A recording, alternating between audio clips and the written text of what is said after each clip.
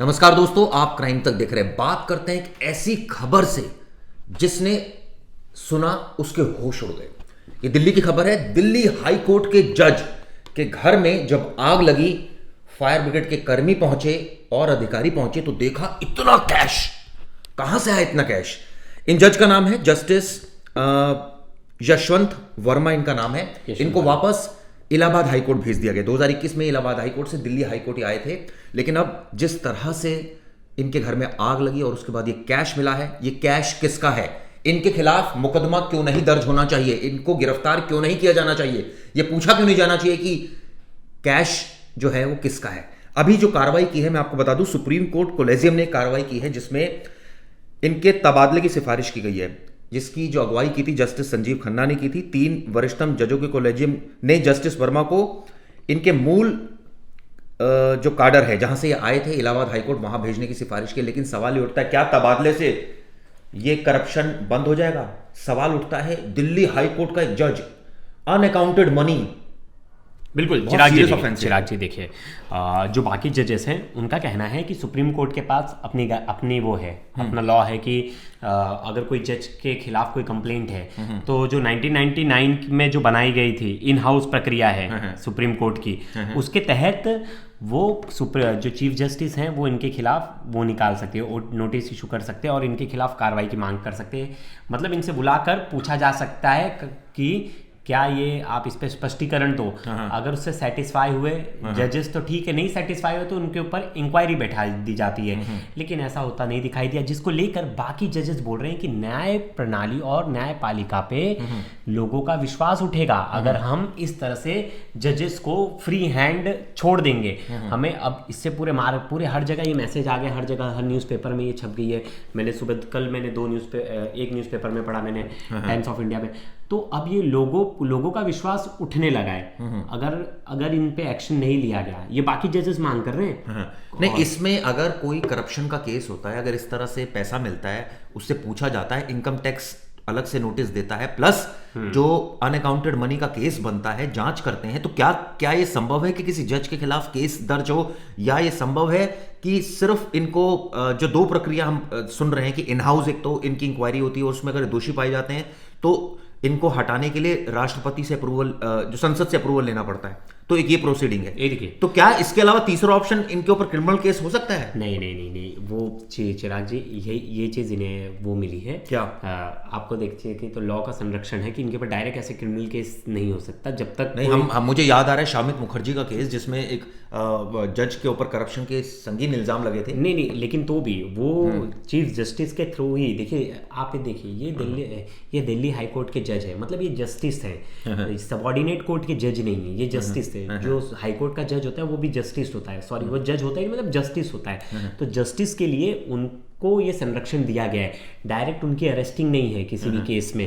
पहले वो चीजें जाएंगी चीफ जस्टिस के पास, जो है दिल्ली हाई कोर्ट के जो चीफ जस्टिस है उनके पास जाएंगे, सुप्रीम कोर्ट के चीफ जस्टिस के पास जाएंगे, वो इस पे इन हाउस कार्रवाई बिठाएंगे। वो उनसे पूछेंगे कि आप इस पे अपनी स्पष्टीकरण दो। वो सेटिस्फाई हुए कि ये सही बोल रहा है झूठ, उसके बाद वो इसके इंक्वायरी के लिए आगे ट्रांसफर कर देंगे। नहीं, ट्रांसफर तो कर दिया है, लेकिन सवाल ये होता है नहीं, ट्रांसफर कर देंगे केस अगर उन्हें लगा कि ये दोषी है। हाँ, अगर ये गड़बड़ी है। अच्छा, तो ये जांच कौन करेगा? पहले जांच भी करेगा एक बेंच जांच करेगी, जजेस की ही बेंच जांच करेगी, ठीक है, जस्टिस की ही बेंच जो जांच करेगी, जिसकी रिपोर्ट आने के बाद इनके ऊपर एक्शन होगा। क्या एक्शन होगा?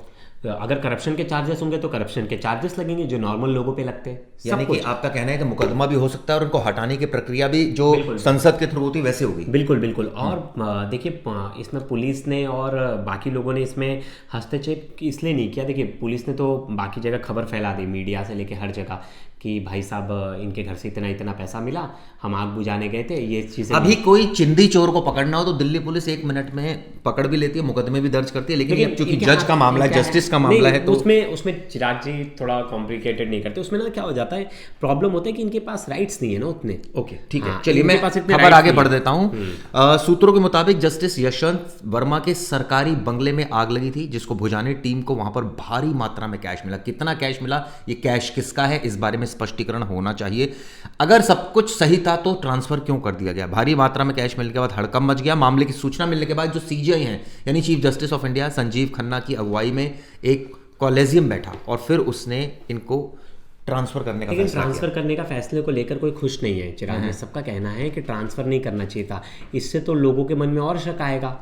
आप एक इंक्वायरी रख तो देते, आप उनसे पूछ तो लेते ये पैसा किसका है, आपका है, आपकी फैमिली में किसी का है, आपका कोई बिजनेस है, आपका बेटा बच्चा कोई बिजनेस कर रहा है, तो आप एक जस्टिफिकेशन तो लेते, उसके बाद आप ये करते कि लगता कि फेयर इनफ चीज़ें हैं लोगों के सामने आई हैं। क्योंकि ये तो आग की तरह खबरें हैं, हर कोई बोलेगा एक और जानकारी इसमें निकल पैसा कहाँ से आ रहा है। एक सैलरी कितनी होगी एक जज की, कितनी होगी एक जस्टिस की अगर सैलरी आप मानकर चले तो नहीं करते करते सारी फैसिलिटीज जो उनको मिलती है, जो पर्क्स मिलते हैं, इसके अलावा उनकी सैलरी भी मिनिमम मुझे जहाँ तक आइडिया है 3 लाख से 4 लाख के बीच में सैलरी होगी, इससे कम नहीं होगी। तो फिर उस हिसाब की भी सैलरी है, तो इतना बड़ा अमाउंट जो बताया जा रहा है, मतलब जो पुलिस की तरफ से जो रिपोर्ट बाहर आई, लोगों तक आई, मीडिया तक आई, जो सोर्सेज बता रहे थे कि पैसा बहुत ज़्यादा था अमाउंट। अब आगे मैं आपको बताता हूँ। सूत्रों के मुताबिक जज के खिलाफ रिपोर्ट आने के बाद गुरुवार को अब क्या हुआ कि आपात कॉलेजियम की बैठक बुलाई गई। इन हाउस जांच पर भी विचार किया जा रहा है। पहला एक तो ये है, अभी तक कोई फैसला नहीं लिया गया है, तबादला हो गया है।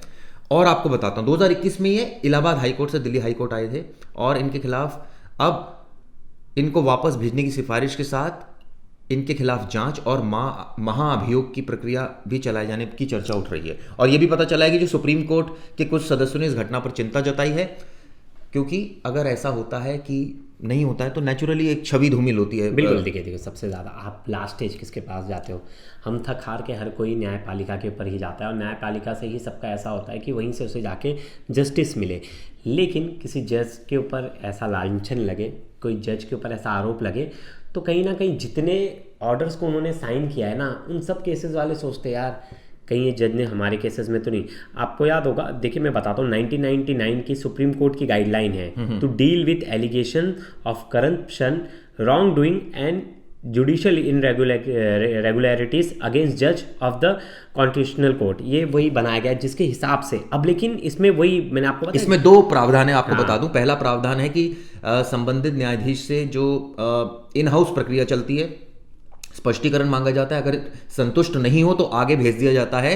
सुप्रीम कोर्ट के एक न्यायाधीश और 2 हाई कोर्ट के चीफ जस्टिस की इन हाउस समिति बनती है और उसके बाद अगर जांच के नतीजे के आधार पर इस्तीफा हो या फिर महाभियोग चलाया जाता है। और ये महाभियोग हम सबको पता है कि ये तो संसद के थ्रू ही संभव हो पाता है। लेकिन सवाल ये उठता है, क्रिमिनल केस भी तो बनेगा। हाँ बनेगा चिराग जी, लेकिन तो ये तो इनकी इन्वेस्टिगेशन होगी ना, और वो इन्वेस्टिगेशन ही जजेस ही करेंगे, वो इन्वेस्टिगेशन भी जजेस ही करेंगे। तो फेयर इनफ इन्वेस्टिगेशन होता है। माना जाता है कि जजेस को वैसा कुछ लालच होता नहीं मोस्ट प्रोबेबली, क्योंकि उन्हें वो सब सुविधाएं दी जाती हैं जो कि अपर लेवल की होती हैं, कि उनको उस तरह का लालच नहीं आए समाज से या किसी चीज़ से। गाड़ी घोड़ा सब कुछ दिया जाता है, अच्छा लाइफस्टाइल, अच्छी चीज़ें, तो उसको लेकर चलिए एक बात, रिटायर होने के बाद एक चीज़ ये भी कह दें, वो घर पर नहीं थे जब भी पूरी घटना हुई। अगर वो ये प्रूव कर दें कि ये अमाउंट उनका नहीं है, ये अमाउंट किसी और का था, तो उनके घर पर क्यों था? ये भी तो जिम्मेदारी उनकी, जवाबदेही उनकी बनती है ना कि घर पर ठीक है आपका नहीं है फॉर एग्जांपल, तो फिर किसका है और आपके घर पर क्यों है? हाँ नहीं, वो तो आप जस्ट देखिए, उनके पास भी ऑप्शंस होंगे। जब उनको अगर उनके ऊपर इंक्वायरी बैठेगी तो उन्हें भी पूछने के लिए उनको सबको मौका दिया जाता है, तो उनको भी मौका दिया जाएगा कि अब घर पे आपके कैश कैसे आए। उस वक्त जिस वक्त ये कैश मिला उनके घर पे, उस वक्त वो घर पे नहीं थे। जब आग लगा तो बाकी लोग जो घर पे थे उन लोग ने फायर ब्रिगेड को बुलाया था।